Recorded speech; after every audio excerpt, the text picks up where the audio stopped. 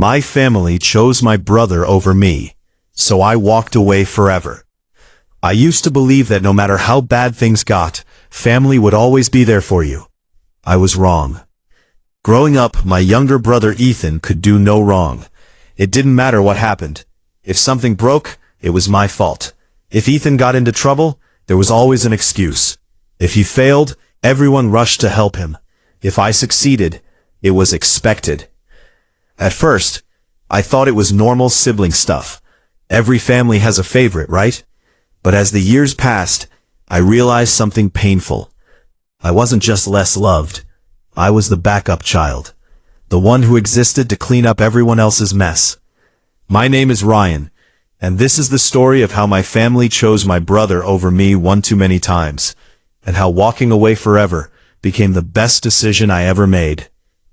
I grew up in a middle-class neighborhood outside Chicago. My parents weren't wealthy, but they worked hard. My dad owned a small construction company, and my mom worked at a local insurance office. From the outside, we looked like a normal family. Inside the house, things were very different. Ethan was 3 years younger than me. He was charming, funny, outgoing, the kind of kid who could smile after breaking a window and somehow convince everyone it wasn't his fault. I was the opposite.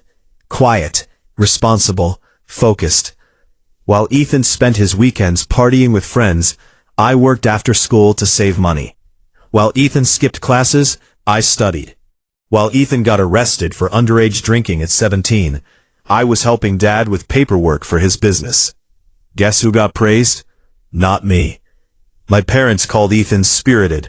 They called me serious. They said Ethan needed support. Apparently, I didn't. The first major betrayal happened when I was 22. I had just graduated college. No debt, no handouts. I worked 2 jobs throughout school and earned scholarships. Meanwhile, Ethan dropped out after 1 semester. He spent his time jumping between failed business ideas and part-time jobs.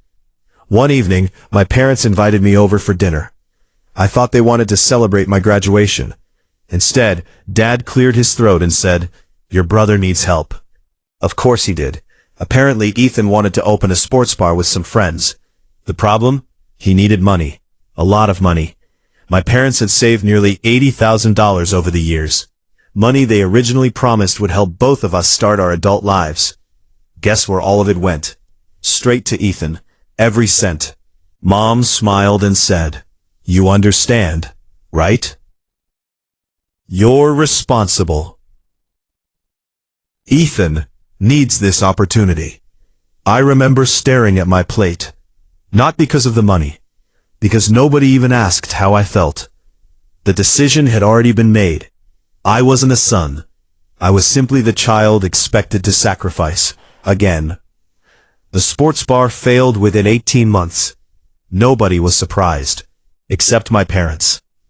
Ethan blamed the economy, his business partners, customers, the weather. Everyone except himself. When the business collapsed, he lost everything. My parents rushed in to rescue him, again. They refinanced their house, again.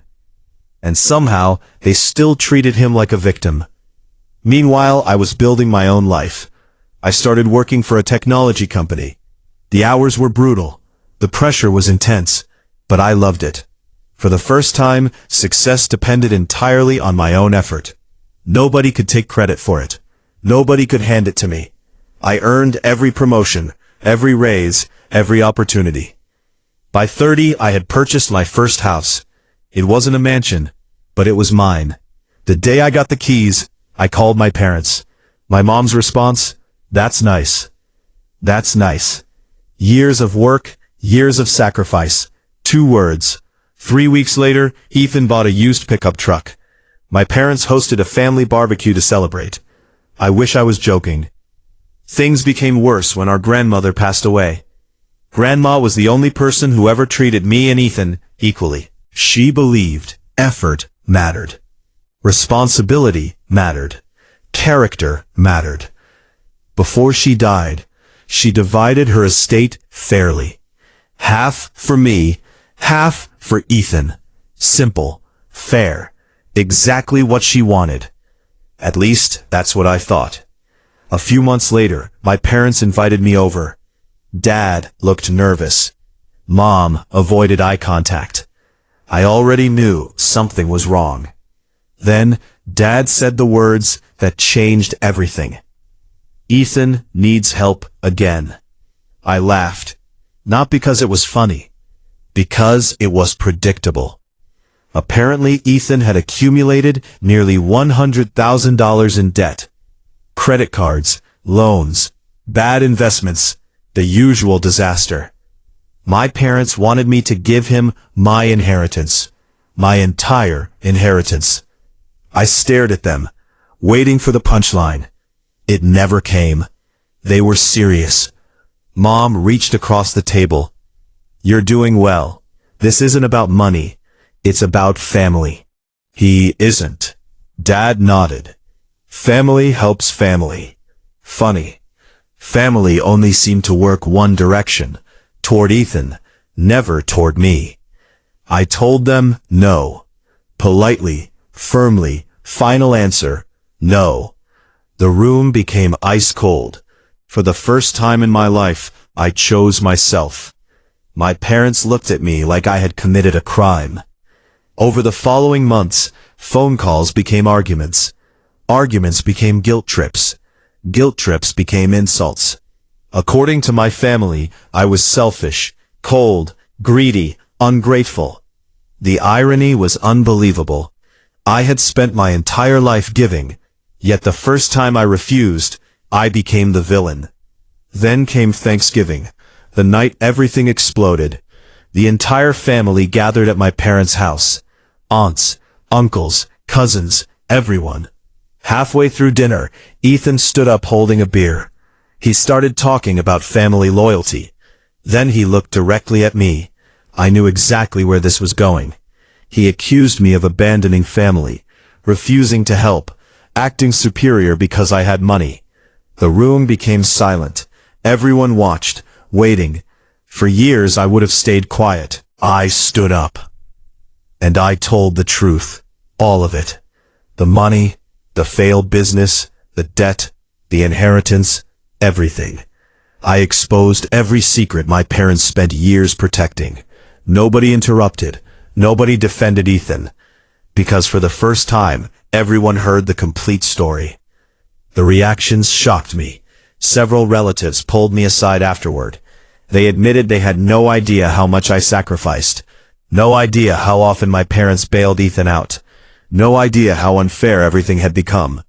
For the first time in my life, people saw what was really happening. My parents were furious. Ethan was humiliated.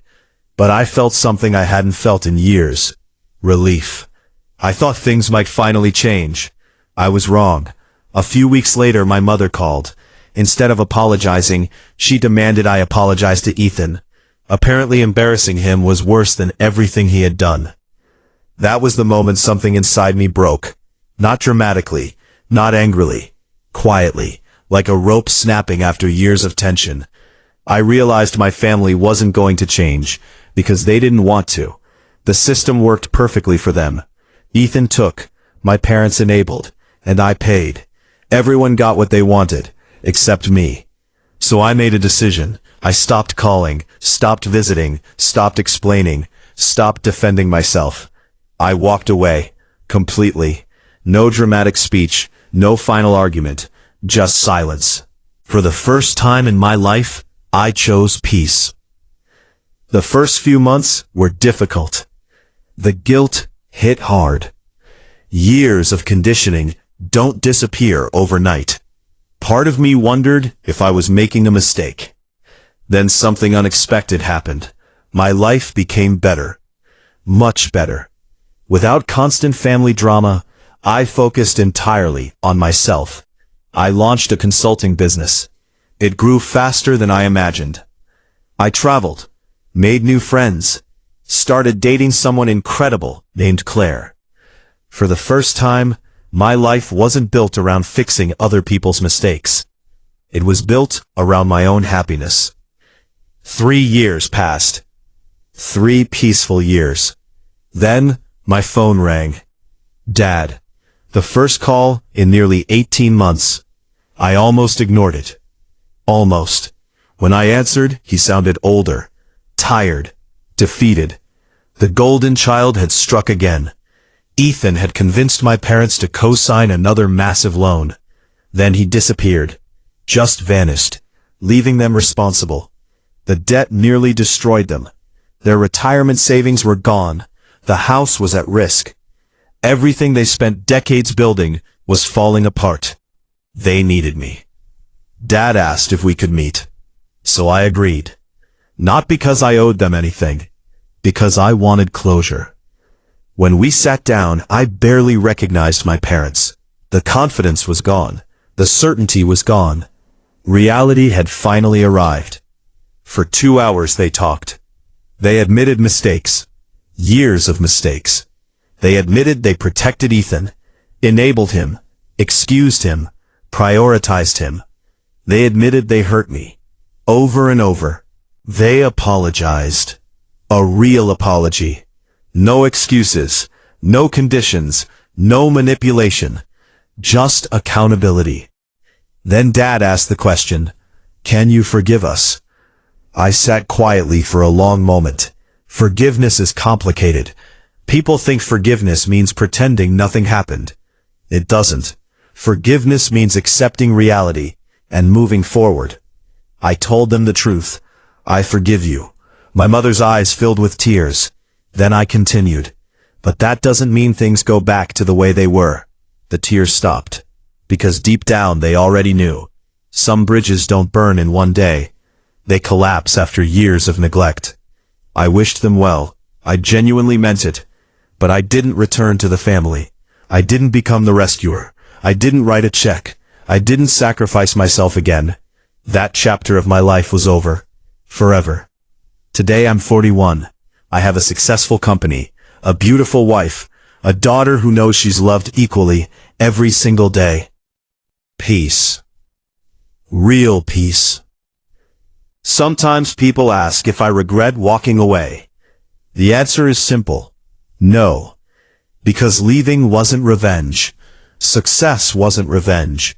Happiness wasn't revenge. The real revenge was refusing to keep playing a role that was destroying me. The real revenge was building a life so fulfilling that I no longer needed validation from people who never appreciated me. My family chose my brother over me. Again and again. For decades. Eventually I made a choice too. I chose myself. And it changed everything.